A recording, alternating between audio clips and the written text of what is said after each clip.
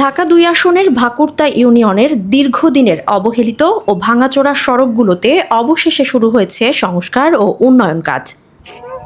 ইতোমধ্যেই হিন্দু ভাকুরতার দাসপাড়া শ্মশান সড়ক, সোলাই মার্কেট মহল্লার অভ্যন্তরীণ সড়ক, দুধু মার্কেট ও লুটের চর সড়ক, ফিরিঙ্গাকান্দা সড়ক সহ একাধিক গুরুত্বপূর্ণ রাস্তায় পুরোদমে কাজ চলছে।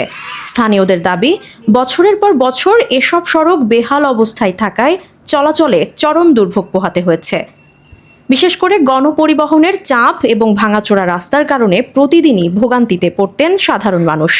জানা গেছে, ঢাকা ২ আসনের সাবেক সংসদ সদস্য ও সাবেক কর্মসংস্থান প্রতিমন্ত্রী ডাকসু ভিপি জননেতা আমান উল্লাহ আমানের উদ্যোগ এবং ঢাকা জেলা বিএনপির সাংগঠনিক সম্পাদক ব্যারিস্টার ইরফান ইবনে আমান অমির প্রচেষ্টায় এই উন্নয়নমূলক কাজ শুরু হয়েছে।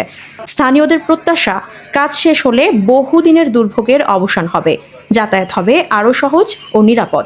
অবহেলিত সড়কগুলো নতুন রূপ ফিরে পাওয়ায় এলাকাবাসীর মাঝেও দেখা দিয়েছে স্বস্তি ও আনন্দ।